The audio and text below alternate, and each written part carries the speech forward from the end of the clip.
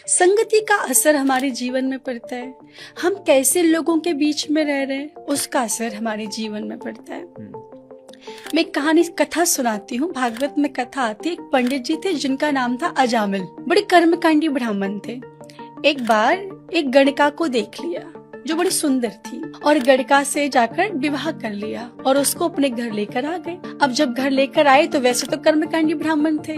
अब सुबह जैसे ही माला जाप करने के लिए बैठे तो पत्नी ने फटकार लगा दी, क्या कर रही हो, ये माला जोड़ी लेकर क्यों बैठे हो? तो अजामिल ने कहा, मैं भजन कर रहा हूँ देवी। क्या भजन, काहे का भजन? जाओ मेरे लिए धन कमा कर लेकर आओ। गणिका को धन चाहिए, बोले धन कमा कर लेकर आओ। तो पंडित जी ने कहा ठीक है। अब पंडित जी ने माला जपना बंद कर दिया। संग का असर मैं आपको बताना चाहती हूँ क्या होता है। पंडित जी माला जप करते थे, पत्नी का आदेश हुआ धन कमा कर लाइए, पंडित जी ने चोरी करना प्रारंभ कर दिया। प्रमोशन हो गया, पंडित जी से सीधा डाकू बन गए। ये होता है संग का असर।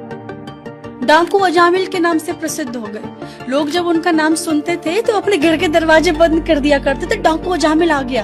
कहाँ पंडित जी थे, कर्मकांडी ब्राह्मण थे, लेकिन गणिका से विवाह कर लिया, बुद्धि बदल। हम कैसे लोगों के बीच में रह रहे हैं इसका असर हमारे जीवन में पड़ता है। देखो, एक गलत व्यक्ति कितना भी मीठा क्यों न बोले, लेकिन एक दिन विष बन जाएगा। और एक अच्छा व्यक्ति कितना भी बुरा क्यों न बोले, एक दिन औषधि बनकर काम आएगा, है ना।